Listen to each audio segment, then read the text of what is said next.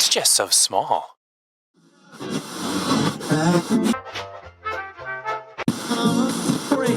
Where it just jettisoned. Hey there, this is the Small Stuff Podcast. My name is Kyle Roebuck. This is the intro. Let's start the show.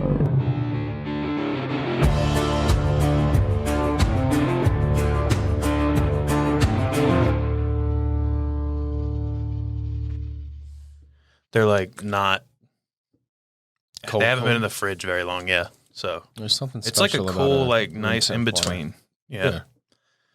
I just didn't have anywhere to put the case, so I had to put it in the fridge. Yeah, no worries. Anyway, Luke is here. We're talking. All the links for everything will be in the show notes. That's my intro. We were talking about the Super Bowl halftime show, and it was a good conversation, and I want to just go ahead and start. So, yeah, I mean, I would think what I was saying was they don't get paid to do that. yeah, I didn't know that. I didn't either. That seems rather Until insane, recently. but you were explaining that, I mean, it's just like marketing Yes. for the artist, obviously. I mean, marketing and what's year over year the largest televised event. Yeah. So, like worldwide. It makes sense. I'm just surprised that anyone you'd get to do the Super Bowl, like they're usually of like a substantial caliber. Sure. Usually. Not always, but usually. And you would think that somebody at that level would be like, I'm not doing shit for free. Right. What are you talking about? Well, they might be on a different wavelength mentally too. Like, Right. I mean, they got to be. They might think past that. Like, okay, I'm not getting paid up front. Right. But we all know smart investments are long games, not short games. So the long game being, hey, over the next however many weeks, months, years, because of doing this halftime show, my streaming and my online sales and this and that is gonna skyrocket. Yeah, that's a good point. It's a long game. It's a very iconic thing, and if you do a good job, Right. like I still will go back and watch Michael Jackson's. Sure. When he just like came up out of the floor and people screamed Right. for like 15 minutes. Right. It's ridiculous. And I mean, whatever video you find of that, because there's multiples, they're going to have millions of views, I'd imagine all of Right. them. Plus, I mean, now that it's on YouTube and many other places, I mean, it'll continue to be viewed Right. for years. So, Yeah, I never thought of that. That's crazy. Yeah. Anyway, yeah, I just said I wasn't going to say this, but I'm going to say it. The halftime show was okay. It wasn't, it was a very, very cool lineup. And cool to see all those people come together. Yeah. But yeah, it felt kind of flat, to be honest, for me. Maybe it's just You're because not the first person I've seen say that or heard say that. Yeah. And like I was saying, it seemed like Dre and 50 kind of Mary J. Blige. The only person who seemed like he was having fun the entire time was Snoop. Well, he got stoned right before. Right, yeah. You see all the pictures of that. Yeah. Oh my God, Snoop Dogg was smoking weed right before his performance. Yeah, no shit. Yeah, Fuck it's like up. I would not be surprised. I would be shocked if not. He's on number 10. Actually, I would be angry if not. I Right. would be highly disappointed. Yeah. When I saw him like throwing up gang signs and crip walking on stage, I was like, all right. Yeah, he's do whatever the hell he wants. Okay, then. All right, you have security, so I suppose that's all right. Right. Well, I mean, if you watch the roast and stuff that he's on, like on Comedy Central, I mean, he makes the rules, man. Like he smokes blunts on stage. Yeah. I mean, Yeah, he was on Rogan a while back. And I don't know if you listen to Rogan very much, but he was on that episode, and that's one that I specifically listened to because it was Snoop Dogg. And see, I'm kind of a specific listener. right, yeah, and With a lot of I things, am too. Sometimes if I see like a scientist or like I'll read the description on some people, Yeah. and if it's like some random author about some shit I don't care about, I'm good. Right. But like celebrities, I really like hearing celebrities when he has comedian friends on. I'll listen to them because they're usually funny. Right. But anyway, Snoop was on, and by the end of the podcast, Snoop had like 10 blunts, like just chain smoking the entire 3-hour podcast. Face. Yeah, and Rogan was like, I've never been this high. Ever. He like apologized mid podcast because he was like, I don't know what I've been saying. I have don't know no where clue. we are. Yeah. He was like, I've never been this high. Anyway, yeah, good times. So how you doing, Luke? Good, man. Busy. Yeah. Busy. So last time you were here, we talked about, this was like a year or it was more than a year ago because I wasn't even in this room yet. I wasn't Sure. here. We were still in the kitchen area. That's out right. there. We just talked about like your history with restaurants and how you're part of a group trying to change the culture around restaurants, and that it's typically in the past been like a kind of a negative environment, with positives, but it's like a rock star kind of environment. Like, Yeah, and there's just a lot of like preconceived things, I think. Yeah. That don't necessarily happen anymore, or let alone on a day-to-day basis. Right. Yeah. Right. I was, are we on the same, we're on the same page there, right? I'm pretty sure. Yeah. Okay, cool. I was like, yeah, that's what I meant. Yeah. Yeah. No, I'm just agreeing with you. Yeah. Okay. But yeah, so I think we talked about you're trying to open native back then. Right. I think we talked about that was still kind of in its infancy. Now things are like Close. yeah, things have grown quite a bit in the past. What was it, 2 and a half, 2 years? Well, in total, it's going to have taken us 2.5 years over this restaurant. Yeah, Which is, I mean, I'm not mad about it. It's not expected, but one of the years was COVID. Mm-hmm. But even still, you take that out, excuse me, you're looking at a year and a half. And I think, I know a lot of that has to do with the amount of red tape we've had to, unravel and cut our way through. Mm-hmm. The building's over 100 years old. So structurally, there was a bunch of stuff that had to be taken care of that we didn't know about, of course, until we kind of got into it. And then with buildings that old, there's also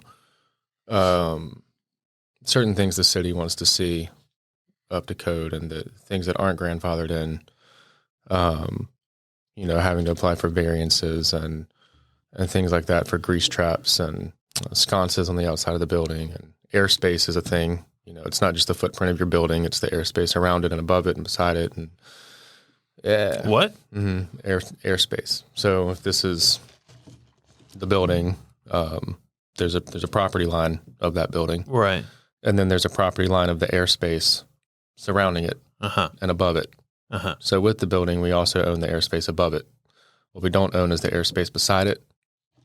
The city owns that.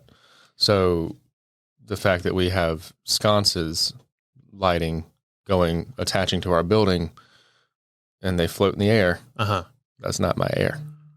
So you have to be approved to use that airspace. And it's just a lot of bureaucratic stuff. Yeah. Bull stuff. But we're past it. So, we're past it. Yeah. I've made great friends with all those chamber folks, and That's I'm funny. serious. So that's hilarious. They've worked with us a lot. Yeah, no, I got you. It's just that's not something I would think of, and that's one of those things I have to go. What? You shouldn't have to. Yeah. Why can't I just put the bulb up? Why can't I just put the thing? Can I just put the thing up? I'm with you. 3 screws. I'm done. But no permit. Doing it the right way. So yeah, we're close on that. The back kitchen, what I call the back kitchen, is where we'll do most of our prep and all. That's an open line. So there's the front kitchen is nightly service, and the back kitchen is done for the most part. They're finishing up the walls today. So I'm gonna go check that out when I leave here and see how they're doing. But I got a call from the booth company. They're being custom made in Winston. Call from them a couple days ago. They're finishing up as well. They'll ship them down, install them. We're close, man. very, very cool. Yeah, super close. Awesome. Yeah, I know the last time I was in there it was hot outside. I know that. Yeah. So last summer, I guess. Yeah.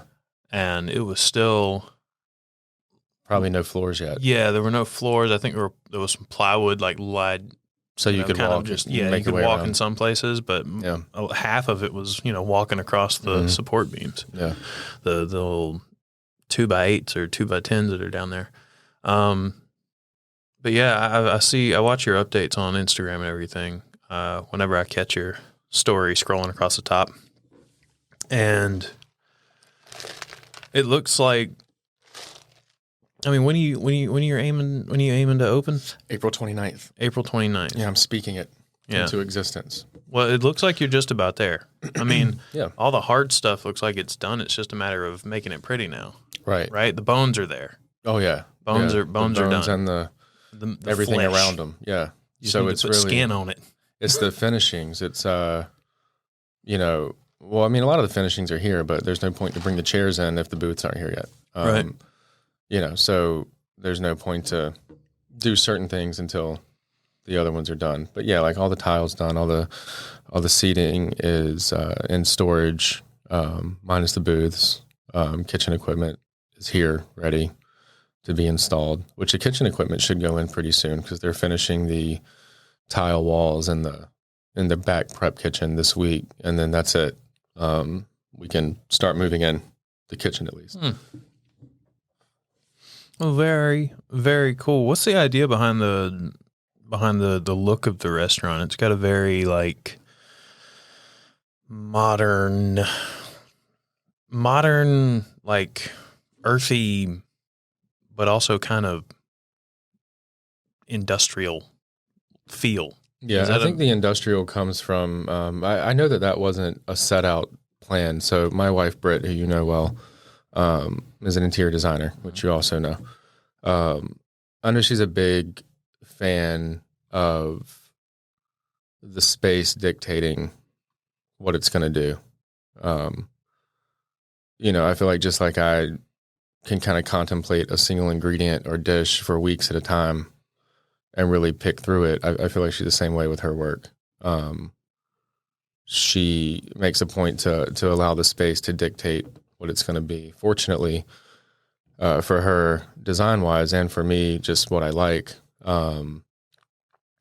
that building spoke to her in a way that said mid-century modern, and that's what she focuses on anyway. That's what she does in her work, what she focuses on. So, yeah, it's very mid-century. It's very modern, mix of the two. The industrial, I think, comes in because we are in a building that's from that age, first of all, and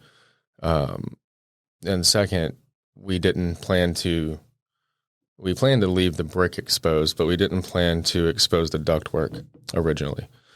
Again, once we gutted everything out, saw what we actually had, it made way more sense to leave the ductwork exposed. So I think that has a lot to do with that industrial look as well. But you won't really see it. I mean, it's there, it's exposed, but it's also 14 feet in the air, very tall ceilings. And it's painted the same color as the ceiling. So you won't Which really is what? Well, the duct will be painted black. The ceiling we're going to leave exactly like it is. We're just going to seal it. Okay. We're not going to paint it. I want as much original as possible. And by the time you change the floors and have the furniture and, shiny kitchen equipment, there's not really much left of that building. It's 80% windows. Yeah. So really the only thing original to it would be the brick columns in between the windows and the ceiling. So we decided to not touch that, just to seal it with something clear. So, all the original, the 100 and something year old paint that's chipping off the ceiling tiles will be there still, original to that. Of course, it'll be sealed, like I said, so there's not debris falling. Is wanting to keep that originality from the building, does that tie into the name at all? Because I know that part of the reason you're calling it Native Fine Diner is because you're from here. You're going to be cooking the kind of foods that you enjoy from this part of the country or world or whatever. But I didn't know if wanting to keep any of the originality from the building ties into that at all, or if you even thought of that. Yeah, I mean, I think it has a lot to do with it. I can't say that the building helped dictate that name. I'm happy that it aligns, though. Yeah, I mean, that's the Native story. Is like, yeah, I was born in Raleigh, but basically grew up here, and grew up eating very blue collar kind of foods, and that's just how I grew up. Family I had. So it's my story, but it's also, I wanted to have a diner because I don't want to pinpoint to a certain region or cuisine. At least not with this restaurant. A diner, I think, can tell anyone's story from anywhere in the world, no matter where you're from. We're all native to somewhere, to something, and we're all convicted by certain things. And you believe what you believe just as hard as I believe what I believe. So we all have a story, and we all have, to have a means to get that out. So if we can cook food from all over the world in a setting that makes sense, I think that's a diner. I think that it can be anyone's story from anywhere. So, like I said, I didn't want to only cook French food or only do this or only do that. So a diner is a great place to literally make whatever we want. Yeah. So someone like me who I wouldn't say that I'm very accustomed to diners, just because the closest approximation to a diner that I have experience with is like Andy's, like that's about all I got. Right. Maybe Waffle House, Right. But like when I think of that look of an old diner, it's Andy's, and I guess Waffle House counts, but I only ever go there for breakfast. Yeah. So what kind of food are you gonna have? Like, do you have the menu figured out yet? Mm-hmm. I know that you had an idea of a menu. Yeah. I mean, the basis of it is we're making contemporary versions of old school diner classics. Mm-hmm. So what you would expect to see at a diner, but fancier. Well, yeah, I mean, people they like that, I think. They like the term fancy. Yeah. Especially if it's someone I know or that knows me and they've seen kind of the places I've overseen before. Mm-hmm. I think they really like to throw that word around. Yeah. Which it's not fancy. It's just done with more intention. Yeah, I'm not focusing on the word fancy. Yeah. I think it's just how it comes across. I'm focusing on utilizing ingredients as many times as possible. Mm-hmm. Using humble ingredients. Elongating the life of food is really important to me.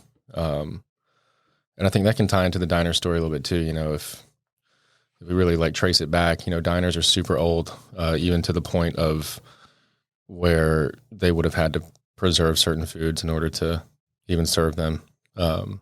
Anything as simple as sauerkraut all the way to conserva, like fish conserva. I mean, I'm really into that, really into elongating the life of food, using the ingredients multiple ways, multiple times, and just showcasing what we're using. Mm-hmm.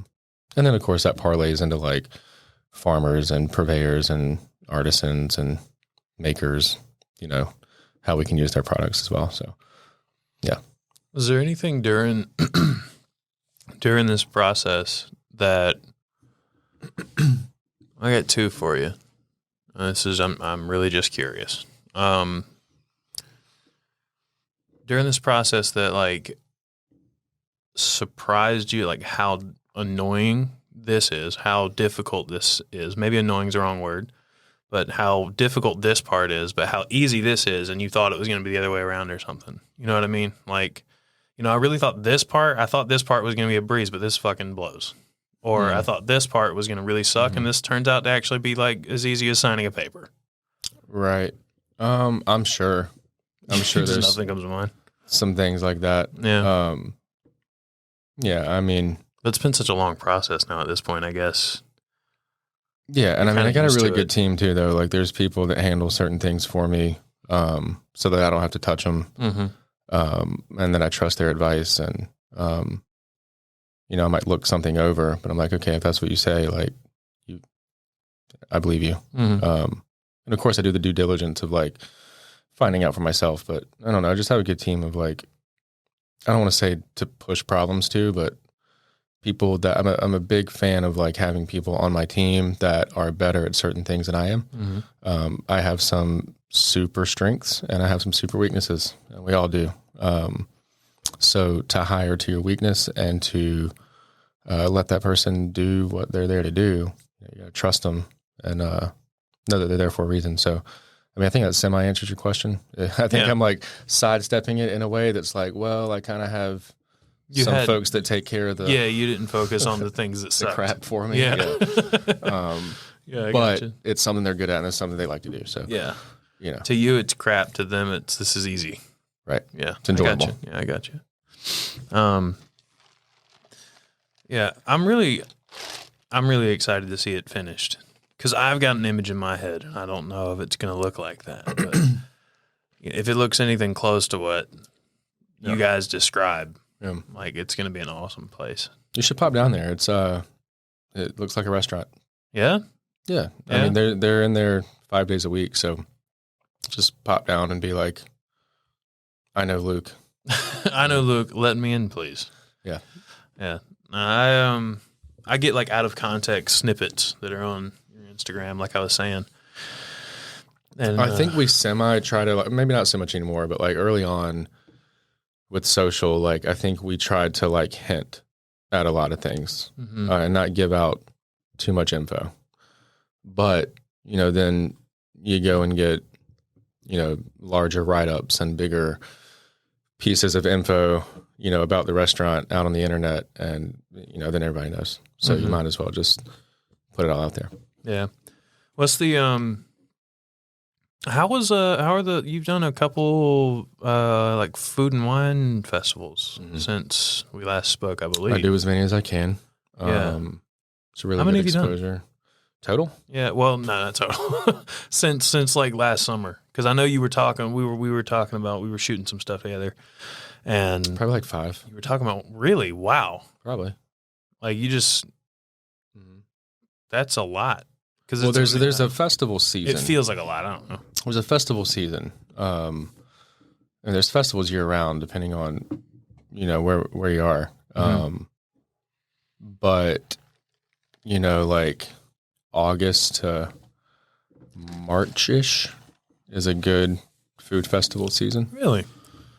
Yeah. So I think in the last year we did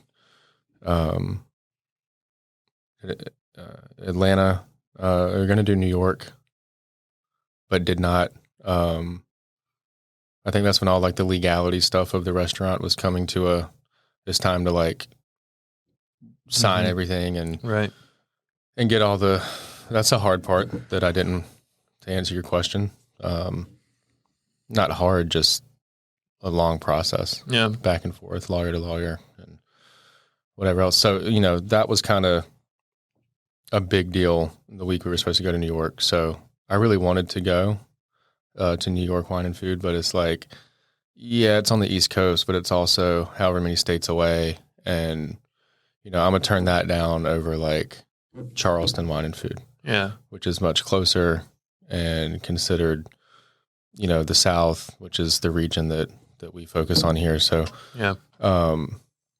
Yeah, Atlanta, New York, we did Highlands a few months ago, did Greenville, South Carolina a few months ago, doing Charleston in 3 weeks, which is, you know, the who's who. Charleston's you don't miss that one.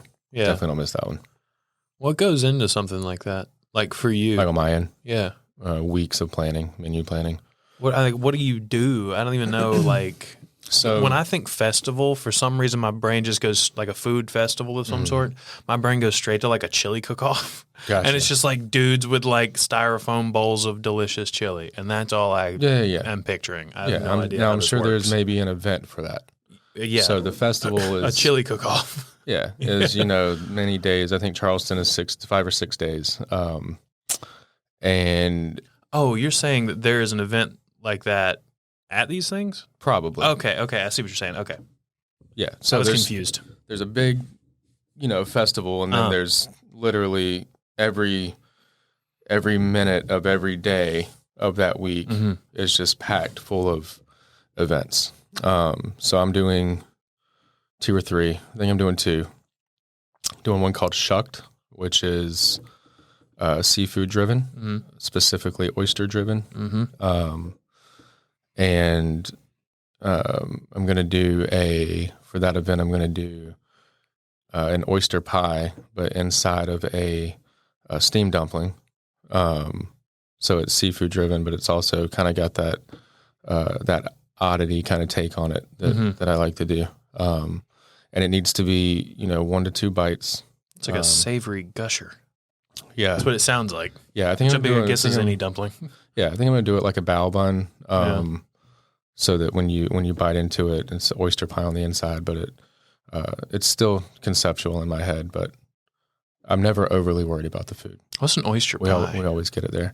Super old school Southern recipe. It starts with like a roux, so like butter, flour. It's got cream, celery, carrot, onion, garlic, oysters, whatever else you want to put in it. It's so kind of like the inside of a pot pie, but with oysters instead of chicken.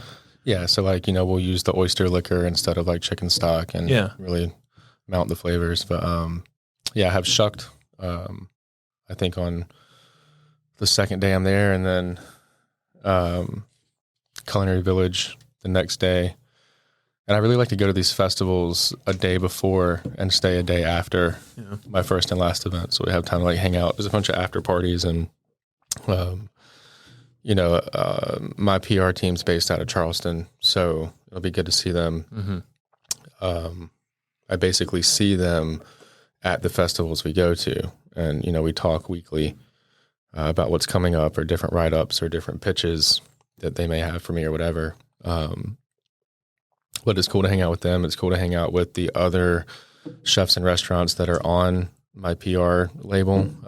Lawrence Barbecue is one of them. Will be there. My buddy Jake Wood, Darling Oyster Bar will be there. Emmy Squared Pizza. A lot of the same label folks, and then of course there's all the Charleston chefs too that are kind of hosting. So you have visiting chefs, you have home chefs, and then everyone has events all week, and you just kind of hang out and party and cook, and that's what it's about. Exposure. Yeah. You naming off the different people who were also represented by your PR team made me realize, I was like, wow, a lot of people have like an agent. Like, is that a good? So I have an agent, a publicist, and a PR team. Mm. A lot more people have that set of things than I'd expected. That's important. Yeah. And it's when you're trying to build a brand around yourself. Yeah. Yeah. I would imagine. Or else you're stuck where you are. I mean, yeah. People have, it's like I said earlier, hiring to your weaknesses. It's not that I'm bad at promotion. It's that other people have other connections. Yeah. It's not your strong suit. It's just networking. Right. I mean, I can do it. Note to self. Yeah. Because I mean, if I know that I can get a single post out to 6,000, 7,000 followers, whatever, but then they can do an additional 10, 15,000 followers, it's who they know. Yeah. That's what they're in the business of doing, is connecting people. So, yeah. I know that other photographers have agents who get them work. And that's something that's been in my head before, because I want to get into that world that requires that. Right. I just don't know how to go about doing it, because I've never met anybody outside of YouTubers who have had agents that I've known, and you're all I got. You and they. I'm sure you know some others. You might just not. That I don't know have agents. Yeah. Right. But yeah, that's something I want to look into. So I'll talk to you about that. I don't know if your folks are doing anything like that, but maybe they know someone who does. Because it would be nice to not have to worry about getting work. I'm paying someone to. I mean, obviously I'll look for it too, but right. It'd be nice to get like opportunities I wouldn't normally get. Yeah, and I mean, while some pitches are bigger than others. I mean, I could get a text from my publicist, whose name is Carrie. I could get a random text like, hey, if you have 10 minutes, here's 4 questions that Savor magazine online wants answered. Mm-hmm. If you don't have time, that's fine, no big deal. Or I'll get a more formal, message where Carrie will text me and say, hey, you have to do this. And that may be like something that's super directed at either like my part of the state or like my brand specifically, like kind of the way I carry myself, or like the brands that we're creating through the restaurants. that is where it's very specific, where she's like, you have to do this. This is important that you do this. And that may be something like the Garden Gun or Our State, stuff like that, where it's just very specific, a very specific article on what they're trying to do. So, yeah, I mean, they throw pitches all the time, and it's just, if you're a fit, you're a fit, and you spend your time. I mean, although PR does a lot of things for you, there's still a great deal of your own personal time that's required. So you got to meet them somewhere. They can't do all of it. So there is a time obligation on that as well. I mean, like I'd sent an email about a pitch this morning at like 2:30 in the morning because I knew that she needed it done before 8 o'clock this morning. So, I mean, they're helpful. Yeah. But they also give you work. Yeah. So I know you want to, once Native is open, and it's open for a little while, and you're starting this process now, from what me and you have talked about, you are trying to make you more of the brand. You're trying to market yourself specifically as a chef. Do you have plans on doing anything like a cookbook or anything? And the reason I'm asking that is because usually if someone's going on some sort of YouTube channel like Bon Appetit or something like that, they're on as a guest and they're promoting something. Right. That made me think, well, you'd probably promote a cookbook or something else you're doing or whatever. Do you see yourself doing that kind of stuff? Like ever, like you want to do that or? Yeah, maybe. I mean, we've turned down an opportunity to do that. And it's not because I don't want to. It's because I think that it can be better. I think that if we were to put a book out now, I think it would be great. But I think that there's more that I want to do before I sit down and be part of writing a cookbook. I also, if I do it, I want to do it. Right. Where I'd say 95% of the cookbooks that you pick up at Barnes & Noble or online, Amazon, whatever, they didn't write those books. I mean, they might have co-written it. They might have been in the room. They might have given some drafts like, hey, I want to make sure we talk about this and this and this, and here's some personal stories and whatever. But it's likely they didn't write that book. Someone wrote it for them, with them. And that's because, we're chefs, not writers, but I want to do it if I'm going to do it. I want to write the book. So there's a couple reasons there. And I think more so like a bigger reason to hold off on something like that is I want to do something a little more important, for lack of a better term. Like I would love to use my brand and following and reach to maybe touch on some things like that are more important to me in the industry. Things like mental health, things like changing the culture, like you were talking about. I just feel like a great deal of energy, could be put into that, and a book could follow. I mean, because if you really think about it, you span however many years of your career. I'm 17 years in, getting paid to cook right now. That's a good deal of knowledge that could be put into a book. But what about when I'm 30 years in? Why not do a book way later? After I've started the nonprofit that I want to start that's going to benefit mental health within the culinary industry. Why not write about that too? Yeah. Make sure it can be multiple books, but like, I just feel like there's more to do before saying, okay, this is everything I know. Yeah. Buy it for $39.99. Yeah. Yeah. No, that's cool. I get that. Yeah. I was just checking your angle. Sorry. But yeah, that was a lot. That was a lot to unpack there. Yeah. I don't know. I feel like a lot of celebrity chefs, quote unquote. Most of the ones I'm thinking of are YouTubers. It's like that's a guarantee. Like someone if you're a YouTube chef and you garner a good following, at some point in the near future, you're gonna have a cookbook. Sure. You know, even if it's 2 years in. Sure. Like I think Andrew Ray has a cookbook, and I don't believe he considers himself a chef. I don't think he calls himself that. Well, good. You shouldn't. Yeah. Someone should call you at first. Right. I think other people have called him that, but he's like, Oh, then I'm he's not a within chef. his right. Like I'm a guy, who learned how to cook. Like I'm self-taught, and I just make shit from movies. Right. Are you familiar with his channel at all? No. Binging with Babish? No. So it's actually the Babish culinary universe now, because he started bringing on other people. Sounds big. It's pretty cool. I'm proud to be I'm one of those people who's like, hey man, I was watching him when he was at like 200,000. You know, like I wasn't there at the very beginning, but I was there from pretty early on. Right. But he's like famous now.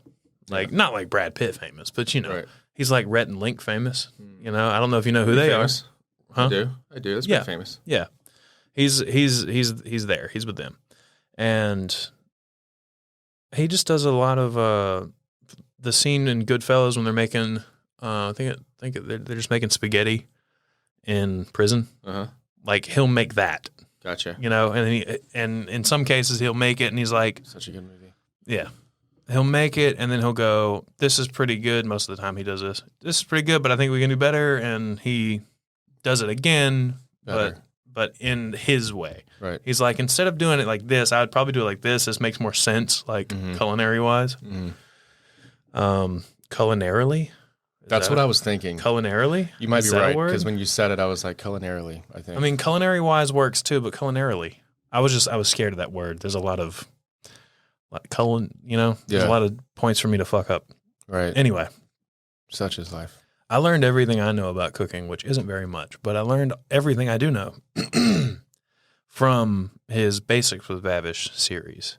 And he's like, in the first few like episodes of that, I mean, he's like doing, here's everything about knives. Here's how to hold a knife. Right. Here's how to look for a good knife. Here's the knife I use. Yeah, just like super fundamental stuff. And then now his Basics episodes are like, how to break down an entire chicken and fry it, roast it, or do this. Sweet. And it's like, I'm not so sure that still fits into Basics, but okay. Like, right. Maybe if you watch everything else, then yes. That's what I was going to say. Maybe he's mostly targeting his people who've been like people like me, 200,000 and under. Yeah. Who've been watching for a while. Yeah. But. Yeah. He seems like a very, very cool dude. He's got a good sense of humor. And he's like got a sense of humor that's cringy sometimes because like not like he's saying anything bad. It's just like he says something that's not like actually funny, but he's laughing and looking around. Right. And I'm like, I hate that feeling. You know, like, it's just like, all right, man. Okay, not doing that, but like it's like a dad joke when I'm cringing. It's like, oh, okay. I feel so awkward when someone else is being cringy in that way. Speaking of cringy, have you seen the latest Jackass movie? I would assume that you watched the other ones. I did. You just seem like the type. Don't ask me why. Yeah, probably because I grew up in that whole time period. Yeah. And may or may not have reenacted things with my friends. Of course. Around the age of 13. So, yeah. No, I haven't, but I've seen a lot of things after it. Like I've seen recent, like Johnny Knoxville appearances, and Steve-O was on a show I was watching the other day. And of course, everyone's asking them about it. And I follow all those guys on Instagram, so I see like when they're filming things and whatever. Yeah. But no, I haven't seen it. You should. It's pretty good. Cringy? It is cringy. There are moments where I'm like, I'm not laughing. Right. I can't laugh at this. I don't know. Not like out of principle. It's just like, yeah. I almost, when I heard they were doing it, I almost thought that maybe it would be sad. Because it was kind of sad.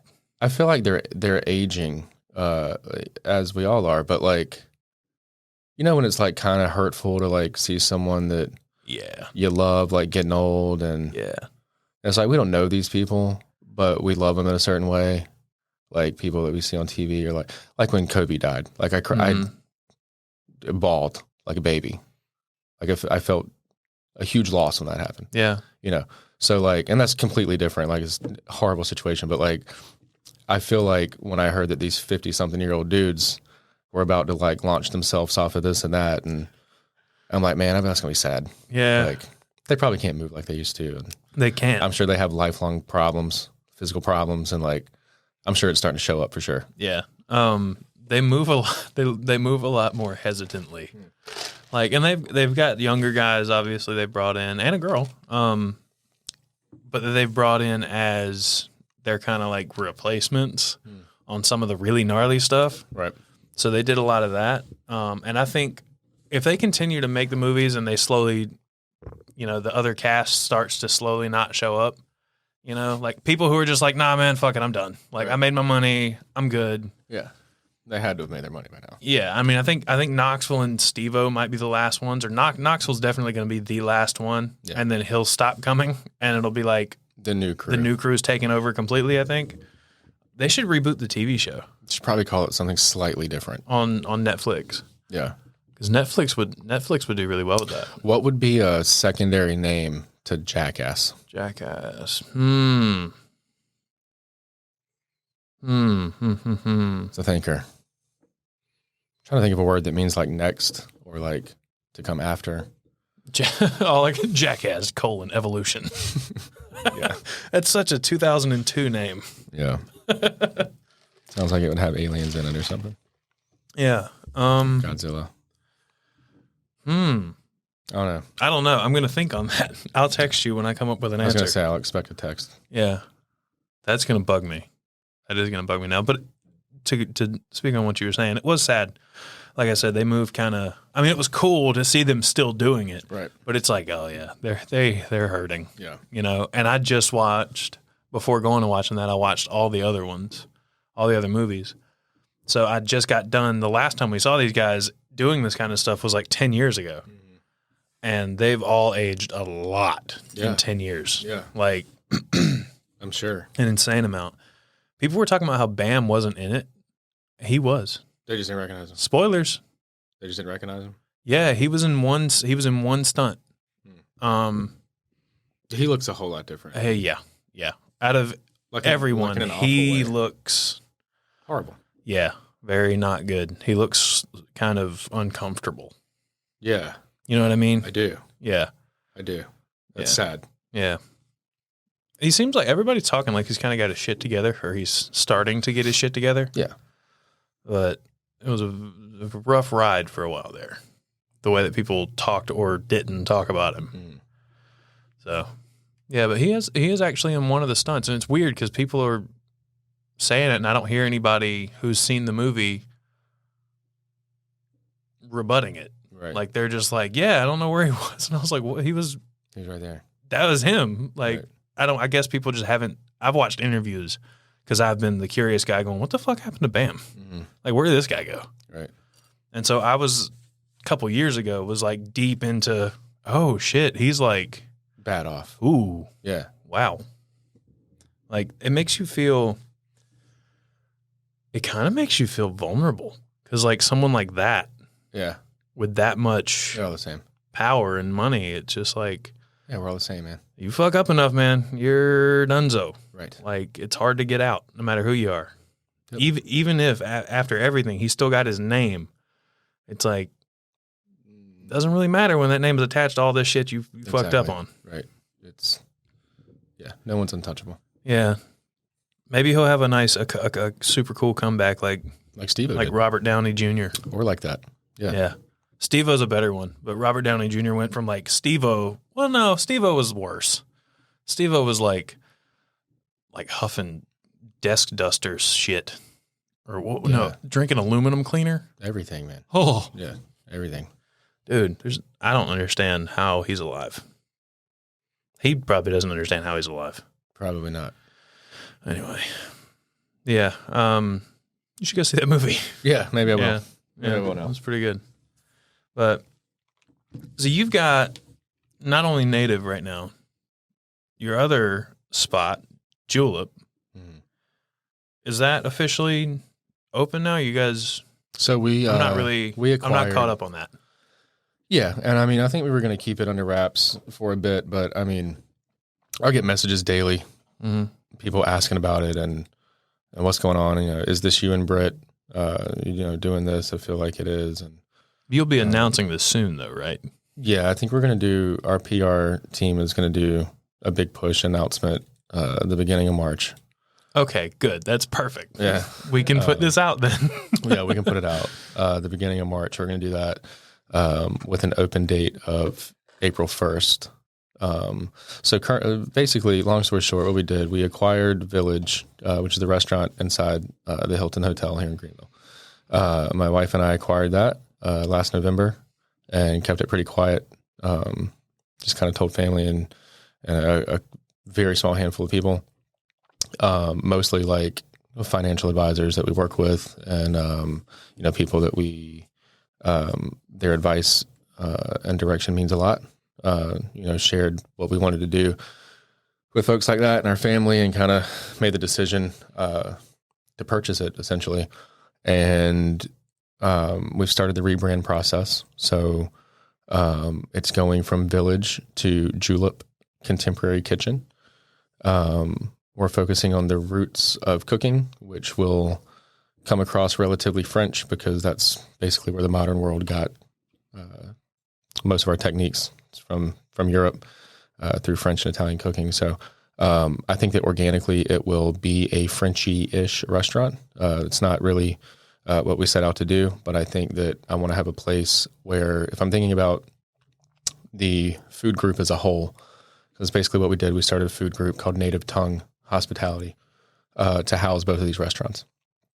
So I want to have a place where we are doing the original form or some of the original techniques of cooking and how we got to where we are, so that if I have cooks that maybe need a little more training or a little more refinement, I think that Julep can be a really good place to have these folks, because we're going to be doing a lot of braising, a lot of preserving, a lot of confit, a lot of like just very old school, classic, traditional cooking. So I think it'll come across in a French way. Again, didn't set out to do that. It's really design wise, it's kind of based on like old Charleston, Kentucky Derby, very elegant Southern wedding kind of vibe.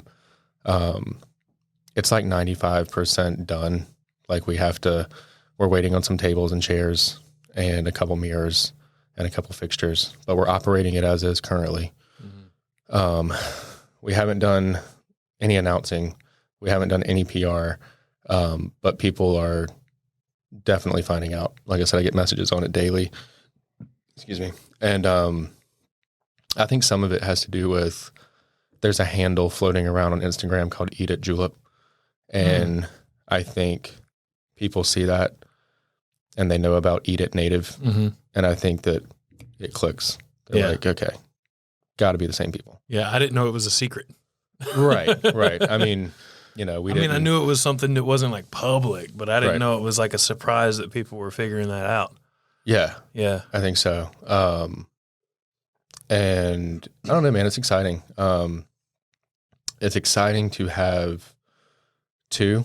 It's also, it's a lot, they're going to open within 3 to 4 weeks of each other. Yeah. So we've just kind of been ahead of it on getting our teams hired up, making sure that our management's in place. So what we did, we're operating Village as is during the renovation. So we've split it into 2 different phases. They're on the second phase. Phase 1 is done. All the paint is done.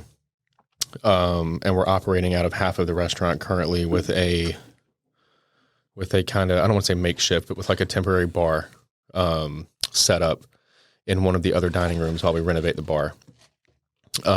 It's super close to being done. We'll have new signage up the day before we do a grand opening. So on March 31st, we should have signage up. We'll open the following day as Julep. But in the meantime, we're operating and training for both restaurants at the current location. So we've hired all of our management for both restaurants. Everyone is being trained at the existing restaurant. We've hired a great deal of front of house and back of house employees for both restaurants. and everyone is being trained currently through the operating restaurant. So I think it was a really smart move. We can waste that time and we can train staff twice, once at Julep and once at Native when it opens, or we can train everyone right now. At a restaurant that we're seating people in, it's real life experience. It's real life training. It's not going through the motions and hoping we get it right on night one. It's literally running service the way that we choose to run service because the restaurant is already operating. It'll literally just be a signage and a name flip. And of course the decor, which like I said, is just a few weeks out. I mean, we're super close on Julep. Julep will open before Native actually. And that wasn't the intent. But since it's an existing restaurant, it kind of makes sense. It does. I mean, to me, I don't know what's going on all behind the scenes and everything, but it's a standing restaurant as is already. Right. We fully renovated the patio already. It didn't really look like a restaurant entrance. It just looked like an extension of the hotel. So now that we've acquired it as a third party, Hilton no longer owns it. There's certain requirements we have to meet, like we have to have breakfast for the Hilton Honors members, stuff like that. But outside of that, there's no real requirement for what we do. So yeah, we've done a ton of renovating. We've done the front patio to where it now looks like an actual restaurant entrance. It's really exciting. Everyone's really excited about it. We're putting out killer food right now. Fully scratch kitchen, obviously. Focusing on, like I said, traditional cooking, and fundamentals, and making sure that this is a place where we can like grow and flourish our new members of the company. And just using it as a stepping stone to continue to open restaurants. I think it can be a great place to like put out great high quality local food, first of all, but also to make sure we're being super refined. I mean, it's a white tablecloth restaurant where Native is way more hip, fun, relaxed, laid back, Tuesday night, vibe kind of spot, where Julep is white tablecloth, buttoned up, anniversary, birthday, graduation, weekends. Like, is there a dress code? Nah, no dress code. Okay. Come as you are. Yeah. But we just want to make sure that we're, treating guests as amazing as possible. Yeah, of course. You mentioned something a few minutes ago about you're training everybody right now instead of training them on opening night, like training them, best you can before you have actual customers coming in. But then, it's kind of like, I hope we get it right. Right. On the first night. Is that something that, I would assume if I went somewhere like a new Chili's that just opened, right. If I'm like, yeah, this is the first night, or, sometimes you get a waiter and you're like, it's their first night. Yeah. And you see it, you get it. I want to avoid that at all costs. If I'm at Chili's, I'm like, whatever. Okay. I feel like, because I don't go to a lot of fine dining establishments, if I were to go to one of those, I'm going to be understanding, but a person who's like normally going to those kinds of places, I would guess they have a higher standard. Maybe they don't. I don't know. I'm totally spitballing here. How is that something that you can avoid? Like running into outside of what you're doing, which is kind of a product of convenience. Right. So how is that something that fine dining restaurants avoid if they can? I don't know. Like, do you have like a soft opening where the understanding is like, hey, this is your practice. You're totally practice. Yeah. And, I would say I'm giving away some secrets here, but to be honest, I'm fully committed to like every restaurant being great, especially where I live. So if this is a piece of knowledge that people can take, I say take it and run with it. So how we're avoiding that is, okay, you think about it like this. There's an existing restaurant where people are already coming to eat. So even if we are using this time before the branding flip, we're still essentially using real guests to train these new employees, which still leaves a ton of room for human error. It leaves room for exactly what you're talking about of, the table viewing these people being trained as, oh, they must be pretty new. Either new or not trained well or don't care. Right. So to be detailed and to be intentional and diligent in what we're doing, the way that I have found to avoid that is, and this is what I meant about giving away the secrets, but who cares? Like, the way I've found to avoid that is to, before we let these people wait on guests, they need to wait on other employees. Way more forgiving. Those people have been through the same exact ringer. So say we're both servers. Mm-hmm. On Monday, I'm going to dine. You're going to work. And we're going to talk through what's happening while you wait on my table. Like a practice run, but Right. like a practice run. But with someone that's also employed by the company. That knows You're not what you just could some be person doing. off the street. Right. You know, and then the next night on Tuesday, we switch roles. Mm-hmm. I'm going to serve. You're going to dine. And we're going to talk through this whole thing. Peer review. It's like a peer review. Right. Yeah. Yeah. That makes sense. Yeah, because you definitely don't want the guest first experience to be someone who's being trained. They need to be fully ready to go. Yeah. So that's how we've built it. Mm-hmm. I'm sorry, dude. No, you're good. That meeting got pushed back, and I need to tell Jamie that it got pushed back. Oh yeah, it is 11:45. I didn't push it back. The guy just pushed it back.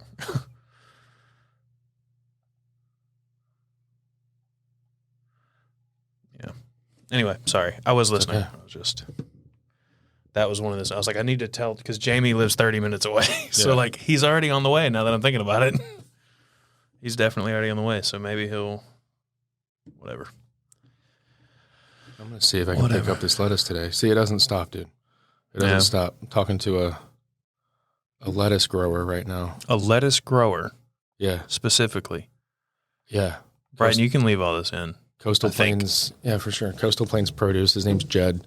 Really incredible, like hydroponic, like high tunnels out in like the Grifton area. Super unexpected. You'd never believe it unless you saw it. It's incredible. It grows the most amazing lettuce in water beds. Okay. Hydro what? Hydroponic. What does that mean? It's grown in water beds. Like a lily pad Yeah. kind of situation? Kinda. Yeah. I have I'm pretty Interesting. sure I have some videos of it. I was just there a couple weeks ago. See, And lettuce is one of those things that I'm like, who is looking at that going, lettuce. I want some crunchy water. look at this. See, these are sitting in water beds. Okay. What kind of lettuce is that? This is bib. This is hydro bib lettuce. What's butter lettuce? Isn't that It's a the thing? same thing. Same thing? It's essentially the same thing. I was going to say that looks good, but I'm not a So this leafy is red. green This is person. red leaf butter lettuce. See, all of these are sitting in water beds. They're floating like that. So And how then- do they? Look, this is me walking in between the rows. See that I'm walking on a little bridge. You That's- got to make sure you wear them kitchen shoes. Yeah, You don't accidentally slip. yeah. I need some non-slips. Headley and Bennett, I'm talking to you. Let's get a sponsorship, please. Yeah, isn't that cool? Yeah, it's very cool. How do you get like? It's incredible. Well, I guess you don't have to you don't have to have dirt. Don't certain plants need So like they're- things that are in the dirt? Yeah, and they're started that way. They're Okay. started. So when I get the lettuce, we call it the plug. Uh-huh. The plug is still on it, Okay. like the root with the dirt. It's like a. Why am I picturing like a bulb? Yeah, Is it like a bulb? Yeah. Kind of thing. Okay. yeah. They're started that way in like really small trays, and Mhm. then when they're rooted, I guess, and I guess they're not really rooted because they're not in the ground, but when they sprout, I guess, then he drops them into their respective places. Is that video on your Instagram? I think I saw that. It was on a story. Ooh. Okay. Well, if you missed it, sorry. Look up. Yeah, What was it? Coastal Plains Produce, Coastal Plains Produce, and it was what? hydroponic. Hydroponic butter lettuce. Yeah, Type that into Google, go to images, and tell me what pops up. yeah, not just butter lettuce, all kinds, all kinds. Yeah. I might even be there today. That's what I'm texting them about. I got a delivery tomorrow, but I kind of need it now. So, Coastal Plains sounds far away, but it's actually in Grifton, because Coastal Plains is a place that is Right. kind of far away. Yeah. but it's Coastal Plains Produce, and it's in Grifton. It's like 20 minutes down the street. Oh, that's cool. Yeah. I didn't know that seems like something I'd see in Charlotte. Yeah. Like somebody on the outskirts of Charlotte's like, yeah, I grow my own organic hydroponic butter lettuce. Yeah. I supply all the vegan smoothie shops in Charlotte. Yeah. That definitely seems like Vegans. a that kind of thing. Vegans, man. Totally different thing. Me and Crystal stayed in an Airbnb this past weekend, and there was a dog.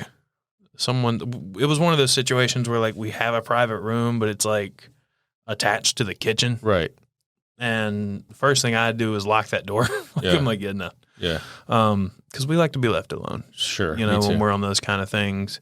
Sometimes if a guest or if a host is like super cool, we'll hang out with them, but it's pretty rare. Right. Most of the time it's like, no, we're just here for the room, man. Like, hi, from a distance. Yeah. I get it. If we have to check in and actually talk to somebody, we're like, fuck. I get that. Yeah. Anyway, someone's dog. I don't know if it was the lady who was hosting us, but someone's dog. When we got pizza and wings one day because we just weren't. I think it was Sunday. We just weren't doing anything that afternoon, and we just kind of hung out all day, like in the room. It sounds like a waste of time, but it was great. It's good waste. We were just watching movies and sitting on the bed. You need that. Pizza and wings.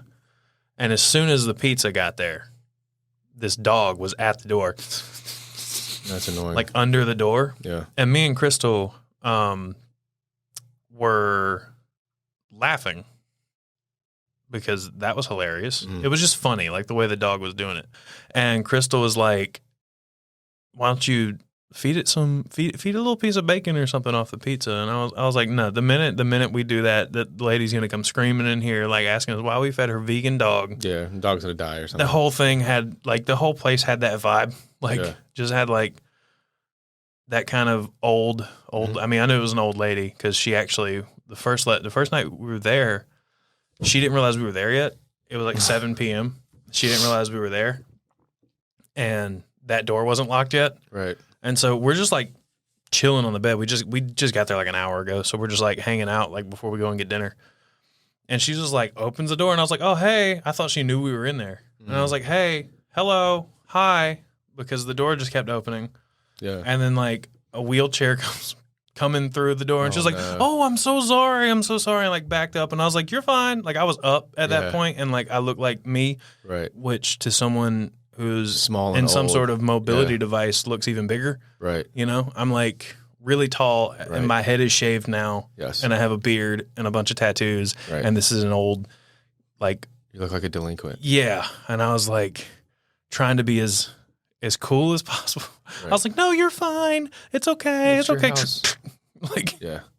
Anyway, that was just funny. I don't know. She felt so bad about that. Yeah. I mean, maybe I would too, but I would justify it with like, this is my house. Yeah. Yeah. She said she was just coming to turn on the porch light so we could find our way in. She was a very sweet lady. Yeah, sure. Whatever. Yeah. Yeah. No, I was like, you're fine. She was apologizing so heavily. I was like, we were just watching a movie. Like, it's okay. Yeah. Like it's all right. Yeah. Not a big deal. Anyway, do you do the Airbnb thing much? Not too much. Yeah. I think I might switch back to hotels because it seems like hotel rooms are getting cheaper than Airbnbs all of a sudden. I mean, we definitely have a plan to own a few B&Bs. Yeah. It just makes sense down the road. Especially like, here. Well, yeah, like not just here, but like, I mean, most likely we'll Airbnb our house now instead of selling it. You know, when we build, we'll probably just do that or rent it out. But no, I mean, I'd want to have B&Bs like in towns that I want to visit whenever I want, like maybe Asheville, but also like places I want to have restaurants. So like, if I'm going to invest money, I want to invest it personally and in business. So I don't just want to open a restaurant in Asheville. And that's an example. It could be anywhere, but I would also want to invest personally. So like when I'm there, you know, checking up on that restaurant or running that restaurant or whatever, I have a place. Yeah. And then when I'm not there doing those things, I also have an income that is literally that house that can be rented out at any point that I'm not there. You know? So I think I have a couple reasons to invest for sure. That's definitely a cool place. We stayed in where was it? Something Falls. Tuscaloosa? No, that's not the right word. It was some word that isn't like in your everyday language. Something Falls. It's like near Asheville. I think it's Falls. But we stayed in a house there that me, Crystal, and our friends Quentin and Tia, we all rented it out. Like we were just two couples, so it was really just me and Quentin rented it out. And and it was like a 2 or 3 bedroom house we got for pretty cheap for like a week. And I guess this is when before people just started using like Airbnb to book things instead of like a hotel. Right. Because I feel like it's gotten way more expensive than it used to be. Supply and demand, yeah. Yeah. And it's like, all right, I'm about to start going back to hotels because this sucks. Like this is like, why am I paying this much if, you're going to be walking through the door? Like when we're, just hanging out on the bed. Yeah. I just have a really sweet deal when it comes to hotels. Yeah. Well, I own a restaurant and a hotel. That makes sense. So I get all that. Yeah. And then, it's like Britt and I are so dedicated to like our work and we're busy all the time that first of all, we really use these festivals as like mini vacays. That's why I go a few days early and stay a few days after my events. Is like this is the time that we're building our businesses. This is the time we're putting in. We're okay with like not, taking. Everyone's got to take personal time, right, and family time for sure. That's not what I'm saying at all. But like we're okay like putting that a little further back to make sure that what's happening in our lives is like where it needs to be. So like we use these, like she's coming with me to Charleston, and Charleston Wine and Food, outside of just general compensation for me even being there for my time, they also take care of all travel, all food expenses for my events. They take care of lodging and, they hook it up. All the festivals do. So it's like when it comes to hotel, some festivals might be a hotel, some festivals might be B&Bs, but I just got a sweet deal when it comes to hotels. That's cool. Yeah, convenient. Yeah, I like the idea of Airbnbs, or B&Bs. I call it Airbnb just because that's all I ever used. Right. Was the app to book that kind of stuff. Because Vrbo was a good one. Really? Yeah. All I've ever heard of is Airbnb because that's what was big when I got to a point where I was I can do these things myself. Yeah, Vrbo's the same thing. They tend to be better on fees and some pricing. Because that's the thing that gets you. Fees, man. It's just like DoorDash. It's like, why waive the delivery fee when the other fees? 40%. It's ridiculous. Yeah. Like a 40% upcharge and stuff like that. Yeah. But I like the idea of being in like a house. Sure, me like too. It's like, this is not the same as a hotel. Like this feels like home for like a couple days, even if it's like a private studio apartment type situation. Oh, they're way cooler. Don't get me wrong. Yeah. B&B is way cooler than a hotel. Yeah. Without a doubt. But I do love complimentary breakfast at a hotel. I'm that guy. Yeah. Yeah. I went actually, Crystal was staying she was in Durham for a week for something for work. And I went and stayed with her one night in her hotel. And when I got up in the morning, she was already gone. And I wasn't coming back here until like 1. And so I hung out in the room, did some work, but then I went downstairs and got the breakfast. Like, of course. I was just kind of crossing my fingers, hoping that this fancy hotel had a breakfast, and it did. And Good. I was very happy. Yeah, I know Britt really wants to own a boutique hotel, bed and breakfast, one day. Not just a B&B, but like, what could I compare it to? A hostel with, but like nice.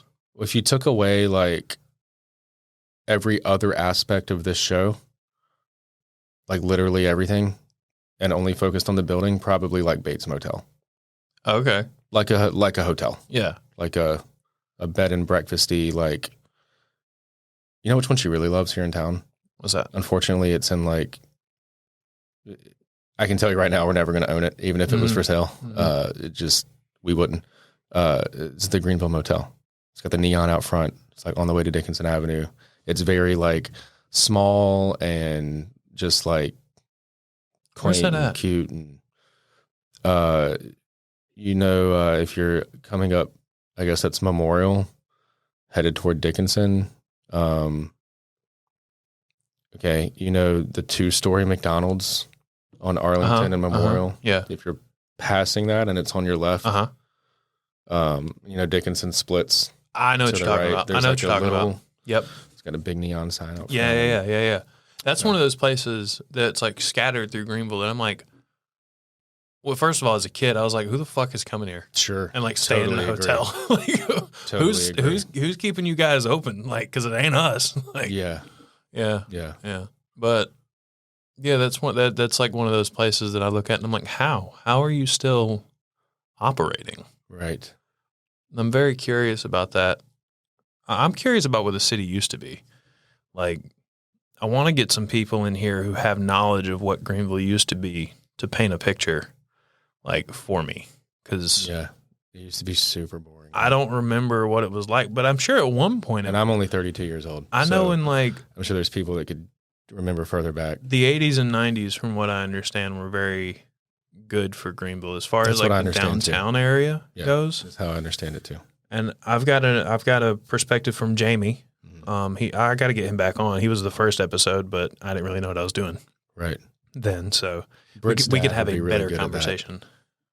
Jamie was heavy into the music scene. Yeah. So I've got that. Britt's dad was a bouncer at the Attic. Oh, that's cool. Rode a Harley and all that. Wow. Like he was like, this isn't a part I'm playing. This is me. This is me. Yeah. Right. Yeah. I'll whoop your ass. Yeah. He was also a boxer. Like semi-pro. He will literally. Yeah. Like traveled and stuff. Yeah. Wow. That's cool. Yeah. He might be cool to have on. Why not? He would be. Yeah. Very informative. Also very into history. Cool. Yeah. I want to learn about Sycamore Hill. Right. Mm-hmm. Yeah. I want to learn more about that. I want to learn more about the history behind why that isn't there anymore. Right. And I want someone who's a historian of sorts to bring like here's what this street looked like. Right. You know, but I also want to talk to them about it. Someone maybe who lived it or someone who knows enough about it that they can. Those people are here for sure. Yeah. Especially with ECU. Yeah. You know, professors and stuff like that. Anyway. We're a little over an hour, I think, with everything that. Yeah, it was fun just kind of throwing it around today. I don't think we really set out anything specific. No. That's what I wanted it to be. I just wanted to hang out and talk. I figured when I got that text from you that said, "I've really missed you." Yeah, I miss you, dude. I said, yeah, same. I figured we'll just it's been a minute, chill and catch up. Yeah. So you said you're looking at opening Native April 29th. Julep was April 1st. That's right. Okay. By the time this comes out, all of that will be public. Yeah. So I guess plug all your pluggables, all your Instagrams and everything you want to plug, websites, whatever. Cool. So mine is foodfootage_Luke.Owens. All of the tags will be under that as well. Eat at Native is Natives. Eat at Julep for Julep. South City PR for my PR people. And if you want to take a look at how the designs are coming along for both restaurants, you can check out Britt, my wife, and it's Styled by Bo. B-O, Brittany Owens. Yeah. Styled by Bo. I don't know, like, for the longest time, before I actually met her, like, a couple times, in my head, her name was Bo. Got you. I don't know why, but it was. I mean, I know why, because that was all initials. I saw. Yeah. Right. Anyway, guys, thanks for hanging in for a little over an hour. Make sure you follow Small Stuff Podcast on Instagram, TikTok, Facebook. We're on all of those things. We're also on Twitter. I don't know why I keep plugging this. I'm never going to tweet anything, but we are on Twitter. It's my old Twitter. I recycled it. But go follow Luke on all of his platforms and all of the accounts that he just listed. Everything's going to be in the description. Make sure you also go follow Small Stuff Media on Instagram, About That with Obi Smith, and share the podcast with your friends. I think that's about it. Luke, thanks for coming on. We'll see you guys later. Thanks, guys.